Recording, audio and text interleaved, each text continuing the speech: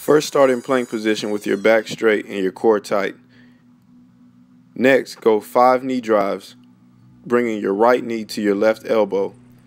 Then go 5 knee drives, bringing your left knee to your right elbow. After you complete your knee drives, go and do 5 push-ups. After you've completed your 5 push-ups, you will now alternate between a knee drive and a push-up. So every time you drive your right knee to your left elbow, you will complete 1 push-up in between while keeping that foot in the air. Remember to keep your back straight and your core tight. If it's too hard to perform the knee drive and push-up on the medicine ball, simply do the push-ups and knee drives on the floor. Next, you'll turn over onto your back, picking your feet up off the ground, your shoulders off the ground, and the medicine ball in your hands. This is a Russian twist. We'll perform this movement for 20 to 30 seconds, going as fast as possible but maintaining proper form. While remaining in that same starting position, keeping your feet off the floor and the medicine ball in your hands, you now go figure 8, taking the medicine ball between your legs for 20 to 30 seconds. Be sure to keep your core tight, control your breathing, and try your best to stay still. The last part of the warm-up are wood choppers. You'll now take your feet in front of you, keeping them flat on the floor. Begin in a resting position with your back on the floor and perform a sit-up using the medicine ball as an axe, imagining that you're chopping wood in between your feet. Be sure to slam the ball without releasing it so that it doesn't bounce and hurt you. This next movement is great for injury prevention, strengthening your knee joints, your ankles, as well as improving your balance and core stability. Get into a space, using a Bosu ball if you have one, as well as a medicine ball, and try your best to get your upper body as well as your leg that's suspended in the air parallel to the floor. Be sure to do about 6 with each leg. Repeat the warm-up for 2 sets. Now that we've completed the warm-up, we move to chest flies. Here in the video you see that I'm using cables, but feel free to use dumbbells or free weights if you have some. Make sure that you're doing at least 10 to 12 reps. We want to complete 3 sets as well, so we're making sure that we get a good burn. Increase the weight accordingly if you feel that you're not being challenged.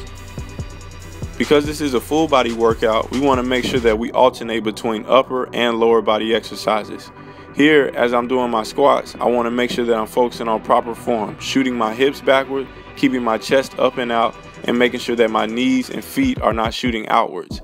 Make sure that you alternate between the chest flies and these squats for 3 sets each, going 10 to 12 reps. We now return our focus back to our upper body, executing a chest press.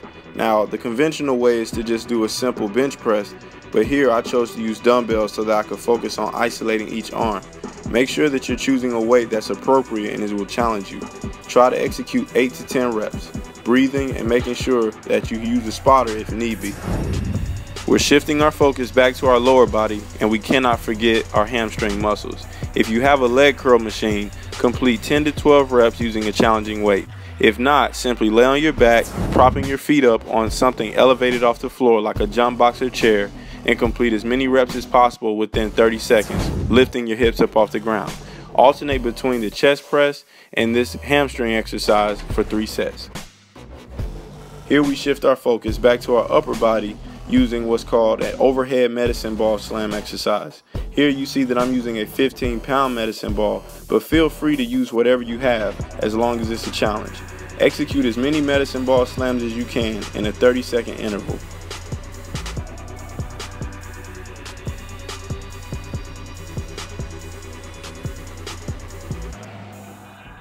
We then shift our focus back again to the lower body, executing what I like to call sundial lunges.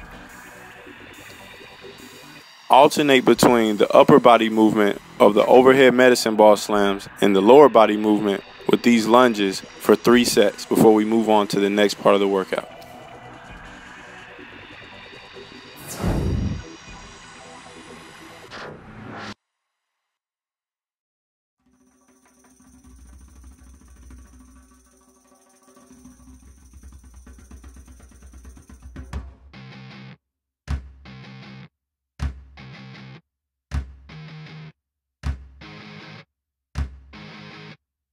It's back to the upper body, pull-up time. Do as many pull-ups as you can in a 30-second interval. If regular pull-ups are too easy for you, a good variation is to perform a pull-up, getting your shoulders above the bar, and then taking your shoelaces and raising them to the bar. Now that we've completed an upper body exercise, it's back to the lower body. Keeping your back as flat as possible, your shoulders square, and your arms locked out, we're going to now focus on our hips by rotating at the hip socket while keeping our knee and ankle joints at 90-degree angles. You'll perform 10 reps going forward, 10 reps going backwards, as well as 10 reps kicking your knee straight out to the side for a fire hiking. Do both with your right and left legs. After completing 3 sets of both pull-ups as well as hip exercises, we now shift our focus to our lower back. Here you can see that I'm doing lower back extensions using a 25-pound plate. If you do not have a machine to do lower back extensions, feel free to find a spot on the floor, lay flat on your chest, and then proceed to lift both your feet and your arms and chest off the floor, keeping your stomach area on the floor. We've reached the end of the workout. It's time to burn out. Ab roll to power clean, 6 to 10 reps for 2 sets.